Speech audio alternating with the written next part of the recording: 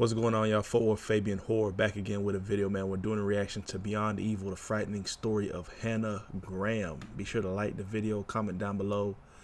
Let me know y'all's thoughts on the content and additional videos y'all want to see me do reactions to. So let's go ahead and hop right into it. 18-year-old Hannah Elizabeth Graham was in her second year of college at the University of Virginia, out for the evening at Charlottesville's downtown pedestrian mall, meeting friends and having drinks, a night any college student would look forward to. But Hannah ended up heavily intoxicated and all alone, that is, until she met a man. Her last words overheard by a passerby on the street were, "I'm not getting in the car with you," and then she was gone. No trace of Hannah has been found since she disappeared in the early hours of Saturday, September the 13th, now more than 3 weeks ago. Somebody listening to me today either knows where Hannah is or knows someone who has that information. Please, please, please help end this nightmare Where is for this all of based us. out of? Please help us to bring Hannah home. Thank you. Before we begin, we would like to send our deepest sympathies to the loved ones of Hannah Graham and Morgan Dana Harrington, who fell victim to the abominable acts described in this case. Did you know you could be entitled to a 5- or 6-figure payout if you were in a traffic collision within the channel?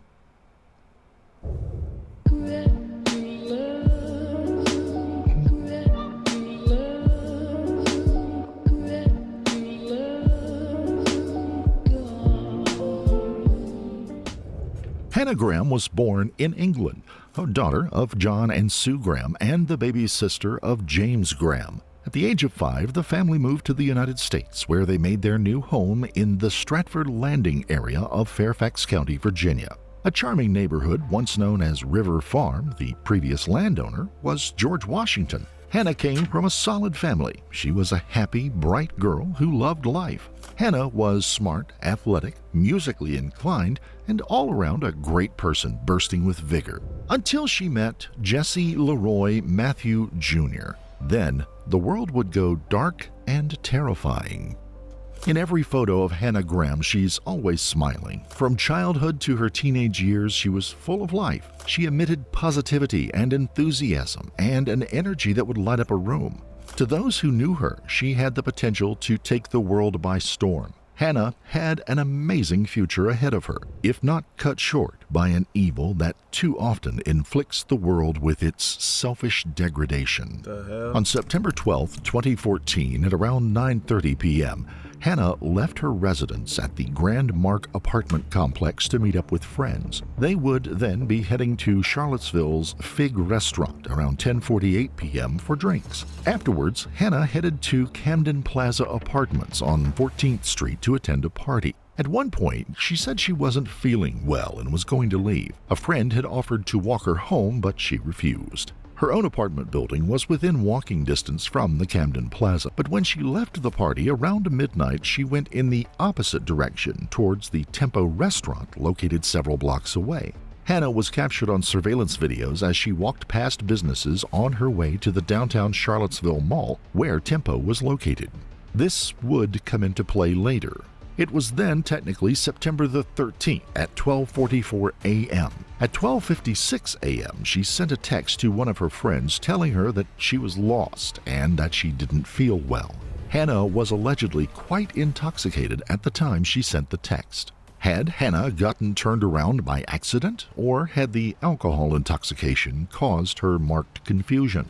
Earlier that evening, in another area of town, 32-year-old Jesse Matthew, a part-time taxi driver and operating room technician, had headed to the Lazy Parrot for drinks. Afterwards, he began bar hopping through downtown, making several rude and unwanted advances towards women. Those same women would later report that Matthew had stepped over the line with them. After a period of time went by, Matthew and Graham's paths would eventually cross. At first, Matthew let her walk by without drawing attention to himself, and then he saw his moment. He turned and followed her. With Hannah's heavy intoxication, her alertness to her surroundings would have been a little slow, a very dangerous thing considering she was all alone.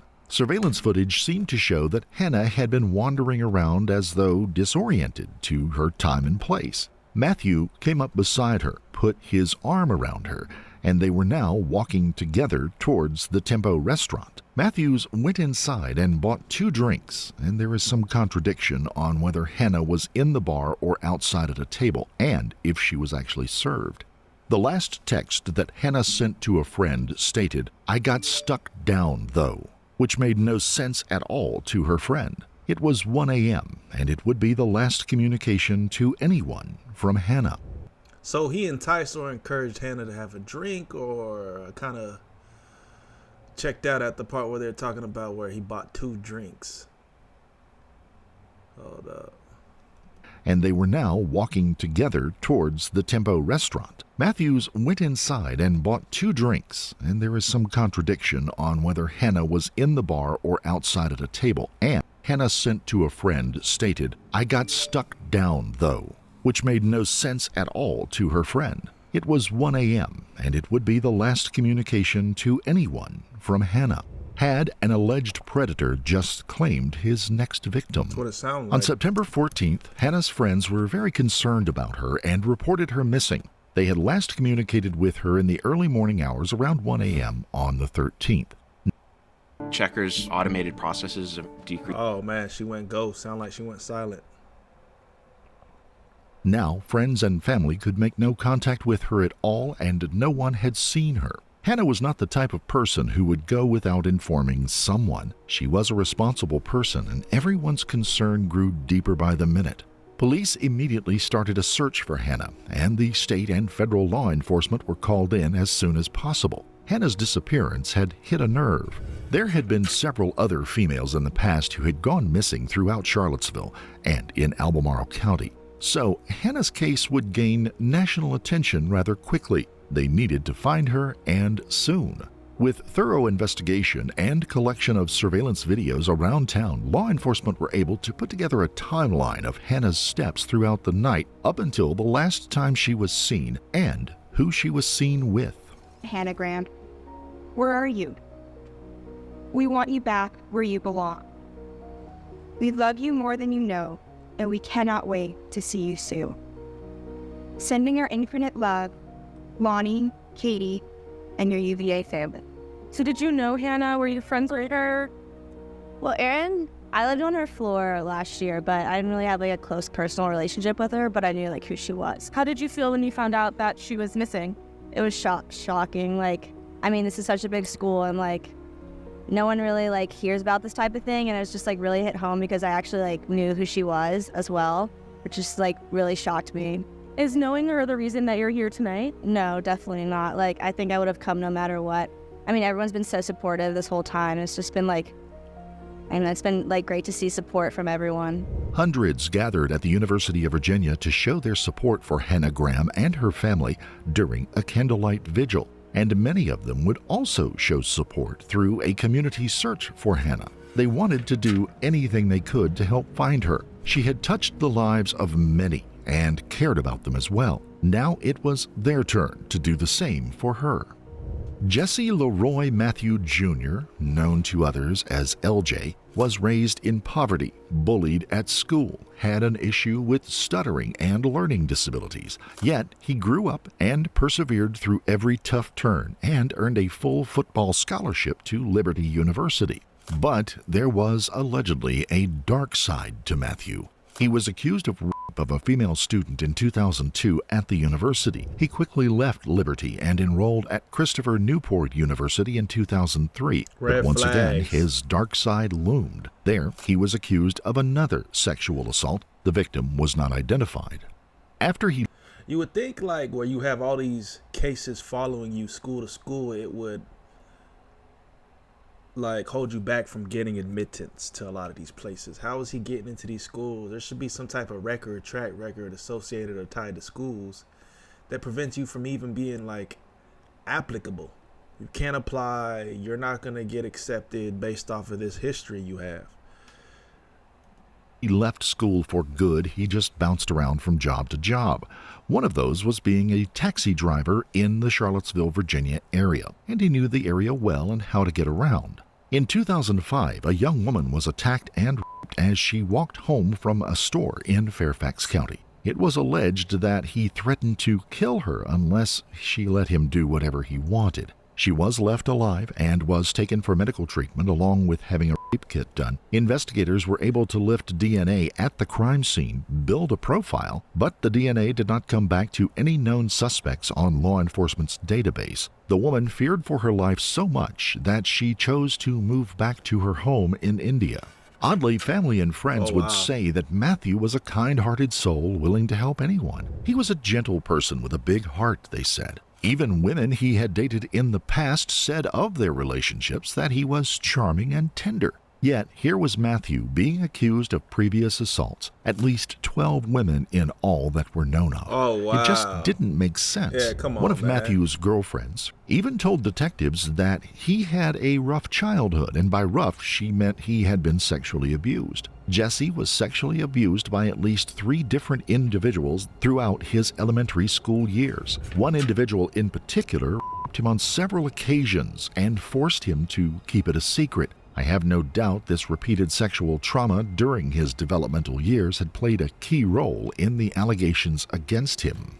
It was never fully confirmed by either family or friends, but Matthew alleged that the sexual assault had occurred against him while he was growing up. If it were true, it might just explain his Dr. Jekyll and Mr. Hyde persona, going from a nice guy to something else entirely. Had a nature versus nurture issue influenced Matthew's downward spiral towards his own undoing?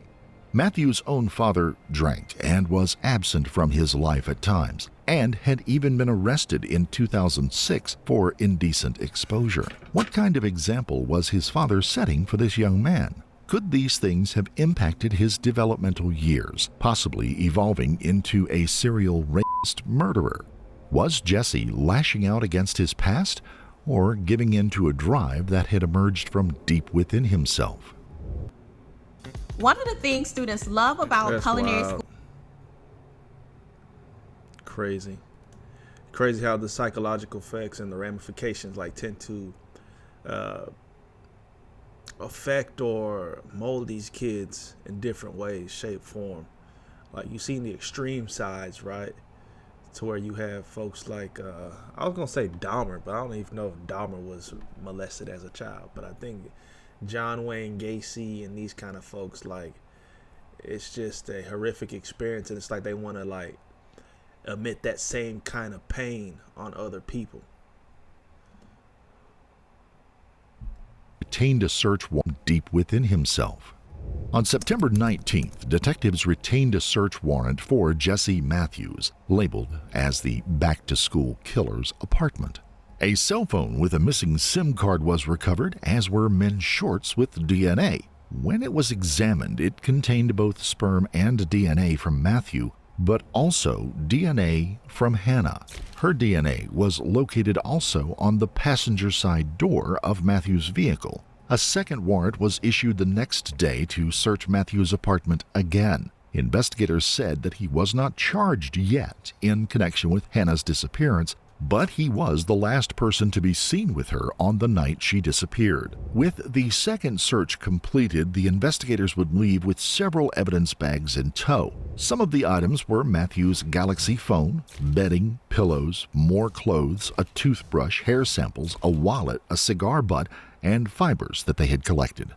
With a third search warrant, investigators collected a pair of white shorts and a maroon-colored shirt, along with a towel with a reddish-brown stain on it. Matthew owned a orange Chrysler Sebring, which was also seized. Investigators called in a bloodhound unit that located Hannah's scent at the rear entrance to Matthew's apartment, the passenger door of his vehicle, and a nearby he probably put her dumpster. in the September the dumpster. 20th, Matthew shows up at the Charlottesville PD asking for a lawyer, but refusing to speak to police about Hannah. It was said that he left the PD, got into a car, and left at a high rate of speed. Investigators in turn tailed him, but he was able to elude them, and a nationwide manhunt went into play. It was also revealed that Matthew had gotten a new driver's license and also had withdrawn most of his money from the bank. A wanted poster was issued for Matthew, described as a black male in his early 30s with dreadlocks and a goatee, just under 6 feet tall and over 260 pounds. He was last seen wearing a white shirt and black jeans, possibly in the possession of his sister's blue Nissan. It was disclosed that Matthew's family had pleaded with him to assist the detectives with any information he was aware of in the disappearance of Hannah Graham. His aunt, named Alice Fletcher, told police that the family were trying to do all they could to help Hannah's family find their missing daughter. Ladies and gentlemen, good afternoon. My name is John Graham. I'm Hannah's father. My right here is Sue, Hannah's mother and my wife. As this nightmare for Hannah, for us, Hannah's big brother James, her grandparents, and for Hannah's extended family continues, we would like to make this statement. We have been utterly overwhelmed this week by the generosity spirit of everybody we have met, and many more besides who we've been unable to meet. We understand that over 1,000 volunteers have been out combing Charlottesville looking for our girl, yesterday and today.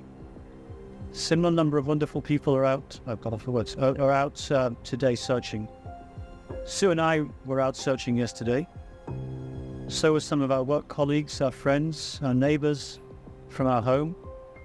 Hannah's friends from softball, Hannah's friends from the high school team, and many others. But the effort is much wider.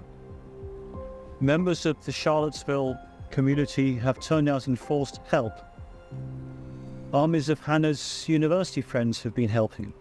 On September 24th, Matthew was spotted on a Texas beach by the Galveston County Sheriff's Department. With Matthew's own vehicle impounded, he had used his sister's blue 1997 Nissan Sentra and was now staying on the beach in a tent. A passerby had recognized Matthew from the news reports and called 911. He was detained by law enforcement officers and extradition was filed. Charlottesville investigators would head to Texas to pick up Matthew. He was officially listed as a suspect in the disappearance of Hannah, and the reward for leads for the discovery of Hannah was set at $100,000. You know, the reward to find missing Hannah Graham is now up to $100,000, but the man charged with abducting her is now behind bars. We want to show you two key pieces of video from Galveston, Texas, but first take a look at this. This is the new mugshot after being arrested and booked. We know 32-year-old Jesse Matthew had been in Texas since at least Tuesday because here he's seen walking into a convenience store. Police say he purchased bug repellent spray. Matthew was taken to the Charlottesville Albemarle Regional Jail, where he would be held without bond. The search for Hannah Graham would continue. On October the 8th, that's crazy. Folks can do things like this, man. It's like the realization, not even thinking like, but like, it's somebody's child. That thought is like, that's a person. They got family. They got, you know, parents, friends, grandparents, siblings. It's just how people can be in the right mind to take somebody away from this planet, this earth, their family, forever. That's just crazy to me, bro. Like, they're just disregarding trash or something like that. Like, that's not a human life. It's just, murder's always been a weird, wicked type of thing to me, man. And I'm sure it is to a lot of folks, but how people can just kill somebody and it's just nothing. To them, it's just like, man, I just had to get rid of them. It's like, what? There's a certain emptiness in a person like that. A certain just lost soul. 18th, skeletal remains were found at a property off of Old Lynchburg Road in Albemarle County. The location was in a densely wooded area behind a vacant residence. Investigators expanded the search area to find the rest of the remains. Today, teams back out searching for more clues. ABC's Bazi Kanani has the latest from Charlottesville. Tonight, police sealing off what is now a crime scene after the discovery of human remains that could be 18-year-old Hannah Graham. The usually emphatic Charlottesville police chief, somber, explaining more tests must be done to confirm the identity and thanking searchers. A crop top and jeans that looked like the same ones Hannah had been wearing on the night of her disappearance were found nearby. The top was inside out and the pants had one leg inside out. A watch was also found. What wasn't located were the undergarments, shoes, or a cell phone. A nearby resident told investigators that on the morning of September the 13th, they had seen Matthew's car backed into an access road that goes behind the property. The gate was closed and no one was in the vehicle. Investigators learned that Matthew was very familiar with this location. By driving a taxi in the area for the last several years, he would know where the remote and hidden areas would be. The remains were transported to the chief medical examiner, Dr. Kevin Whaley, in Richmond, who in turn performed an autopsy and determined that the death occurred from homicidal violence. The most likely cause of death was strangulation or suffocation. Further studies showed two other things. The first was there had been 2 perimortem, meaning at or near the time of death, nasal fractures. The second was that the victim was definitely that of Hannah Elizabeth Graham. When DNA evidence was collected, investigators were able to connect Matthew to Hannah Graham's murder. But by a forensic link, they were also able to tie him to another murder which had occurred in October of 2009, that of Morgan Dana Harrington. The hell? Honeybook completely changed how I do business. This fool's been tied to 2 murders now. So I'm saying y'all should have reprimanded him a while ago. Back to the part where they're talking about the fact that he was doing all this kind of stuff on college campuses. Now he's already got several murders under his belt. Like, who knows who else has been a victim?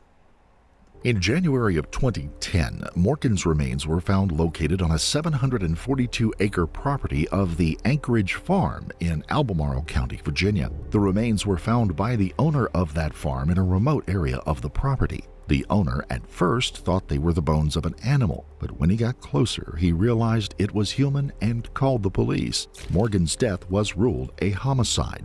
In a stunning revelation, the remains of Hannah and Morgan were found just 6 miles apart. Forensic evidence found on Morgan's shirt matched DNA from Matthew. Unexpectedly, it also matched the assault and rape mentioned earlier that had occurred in 2005 in Fairfax, Virginia. 3 women now had been linked by the viciousness of a serial murderer and rapist. Again, concerning the possibility of Jesse Matthew and his past, how did this person become a serial murderer? The answer lies in the development of the individual from birth to adulthood. Specifically, the behavior a person displays is influenced by life experiences as well as certain biological factors. Serial murderers, just like all human beings, are a product of their heredity, their upbringing, and the choices they make throughout their development.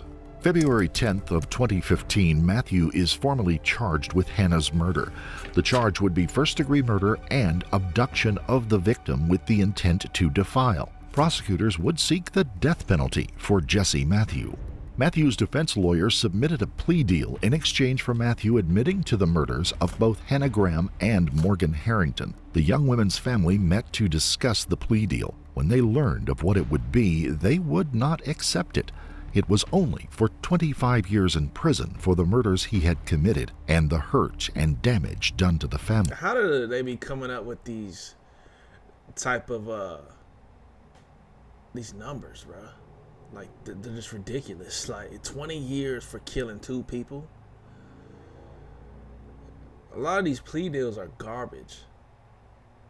Like, the lengths that they include for time spent or time served are just trash. Like, just for an admittal, that's somebody's whole life that's been destroyed. Murder, first degree, should always be, I don't know. First, I was going to say life for that, but then if you're looking at second degree and stuff, there should always be like a minimum of 30 plus or 40 plus. You know what I mean? You killed somebody. On March the 2nd, 2016, Matthew entered another plea deal. He would confess to the murders of Hannah Graham and Morgan Harrington in exchange for removing the death penalty from the table. Matthew's family asked the judge for leniency. More than 6 years after Virginia Tech student Morgan Harrington was found murdered not far from where we're standing tonight, Jesse Matthew has now confessed to the crime. He also confessed today to killing Hannah Graham more than 5 years later in 2014. Now, by signing that plea agreement to both their murders, both their abductions, he has avoided the death penalty. The trial of Jesse Matthew was just under 3 days due to the plea deal. Matthew was sentenced to life with the conditions of no early release, no possibility of geriatric release, and he would not be eligible for parole. Matthew will be serving 4 life sentences consecutively. He was also indicted for the assault and rape in Fairfax County in 2005. Today, Jesse Matthew Jr. pled guilty to the first-degree murder of Hannah Graham, guilty to the abduction with intent to defile Hannah Graham, guilty to the first-degree murder of Morgan Harrington, and guilty to the abduction with intent to defile Morgan Harrington. Matthew will serve the maximum penalty for each of these offenses, 4 additional consecutive life terms. He has waived his right to appeal or withdraw his plea, and waived any right to petition for early release, conditional release, geriatric release, or any type of parole. In exchange, the Commonwealth null pros a capital murder charge against him. However, the Commonwealth reserves the right to re-indict this charge without time limitation should the terms of this plea be violated. This agreement serves the interests of justice. It ensures public safety and offender accountability with the plea of guilty, 4 consecutive life terms, and the elimination of any possibility of release. It serves the interests of justice by providing a joint resolution consistent with the wishes of the Graham and Harrington families that avoids the additional re-victimization associated with highly public trials.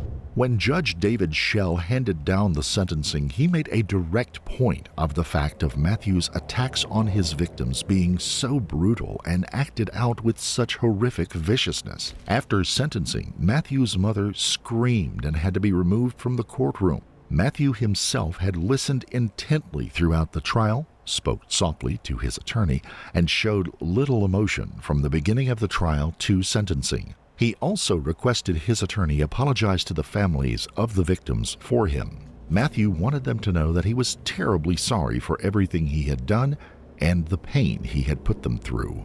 I'd like to make it very clear that Mr. Tracy did consult us as the plea agreement was negotiated, and the agreement concluded today has our full support.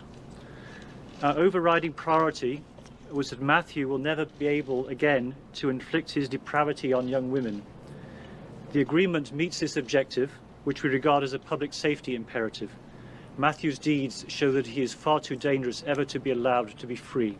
That's what I'm getting at. The agreement also spares Hannah's friends who would have been witnesses, the community, our family, and us, the re-traumatization that a 4-week trial would have brought. The finality and accountability that has been achieved today with this plea agreement will allow our family to redirect energy into healing and recovery. Both are areas that we have neglected during our quest for justice for Morgan. It has been a very long journey to this point. Nothing can replace a child, not words of sympathy, not offers of an embrace, not apologies from the accused, but there may be some closure to this story and healing for the families and friends that loved these young women and still do. If you've been injured in a car accident, don't call an attorney. Use this AI app instead. That's what I... Hannah Graham's parents, John and Sue, are asking lawmakers to expand the state's DNA database. In 2010, Matthew was arrested for trespassing. He was convicted, but the crime was not considered serious enough to acquire his DNA. The Grahams want a study that would expand the number of misdemeanor crimes that would require... Oh yeah, I had actually seen an episode like this on Forensic Files because this will prevent future occurrences and kind of nip things in the butt, because I think they had found his DNA right on the first victim, but they were only able to confirm that after the fact, or I guess at a later point in time, maybe to where he had committed another crime, right? To where, well, they actually knew that he committed the crime in association of Hannah Graham. So Well, a lot of the petty things he was doing, they would have his DNA in the system, the database, to where if it was found somewhere, we could already grab him, you know, for any further things. Acquire DNA from an individual. If said individual commits another crime, the database would respond with a hit on the name, and authorities would be alerted and aimed at apprehending the perpetrator.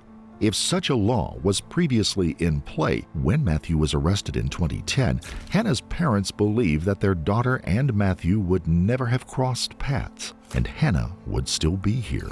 They're testifying before the State Crime Commission, pushing for enhanced DNA collection in the Commonwealth from people convicted of certain misdemeanor crimes. Doing the utmost possible to remove dangerous sex offenders and murderers from the streets of this country is a very basic part of protection of the people.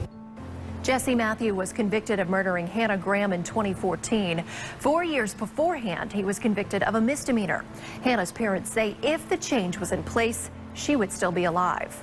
Had Jesse Matthews' DNA been taken on his conviction for criminal trespass, then he would have been in jail where he rightly belonged. He wouldn't have been roaming the streets of Charlottesville looking for victims, and Hannah would still be alive. Hannah's friends, family, and the University of Virginia funded several initiatives in her honor, including scholarships and a memorial softball tournament in her name.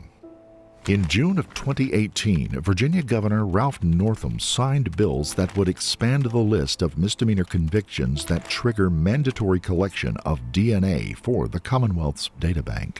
Since Harrington's death, her mother has devoted herself to Help Save the Next Girl, a nonprofit organization she founded to honor her daughter and familiarize young women with the potential predatory dangers. Morgan's family also funded a scholarship at Virginia Tech and a school in Africa, both in Morgan's honor. They also fund a nonprofit called Save the Next Girl. In December of 2020, Matthew was moved from Sussex State Prison to Richmond Hospital under tight law enforcement presence. He has been diagnosed with stage 4 colon cancer. The man responsible for the murder of 2 Virginia college students has been transferred from Sussex One State Prison to a hospital here in Richmond. Back in 2016, Jesse Matthew Jr. confessed to the murders of Virginia Tech student Morgan Harrington and University of Virginia student Hannah Graham. In May 2019, he revealed to our Laura French he had been diagnosed with stage 4 colon cancer. At this time, we know that Matthew has been transferred to the MCV Hospital Security Care and remains in custody of the Virginia Department of Corrections. We do not know the reason he was sent to the hospital, but we're going to continue to bring you updates on this developing story as we learn them. Gil Harrington, Morgan's mother, said, "We are not invested in retribution. Though I do appreciate updates on the status of Jesse Matthew, we are not interested in learning about his inevitable demise. We are not invested in retribution. What we wanted was to have Jesse Matthew, the back-to-school killer, stopped. This has been accomplished. His horrific crime spree is over." As of December 2022, Jesse Matthew was still alive. No further information on his health is available at this time. Concerning Matthew and his horrific acts, society often wonders how such depravity can occur. A serial murderer can blend directly into their own community, hold jobs, and function as any normal individual would. They choose the time when they put their crimes into play. Then they have a cooling off period and return to their normal everyday lives. They know how to gain the trust of their victim and lull them into a false sense of security. Then, at just the right moment, they strike. This is a timeline compiled of Jesse Matthews' criminal history.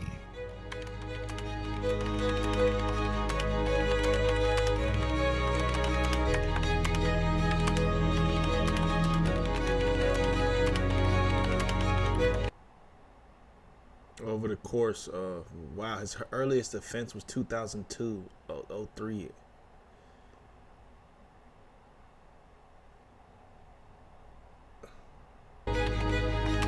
So the Morgan Harrington disappearance occurred years before Hannah Graham.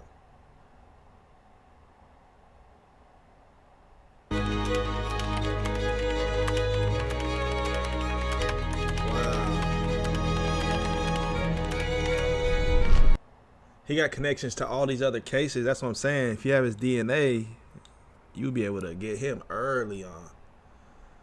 And lastly, food for thought. Had Jesse Matthew not been caught, would these other cases eventually be linked to him? Or would more names and dates be added to the list?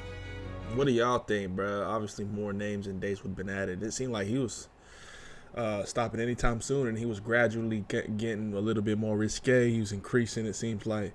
So he would have went on. I mean, a lot of times it's like if you keep getting away with something, he'll keep doing it. So comment down below. That's the frightening story of Hannah Graham. Let me know y'all's thoughts on that. Peace, love, prosperity. God bless. Prayers out to the family, man. We'll see you on the next video. We out.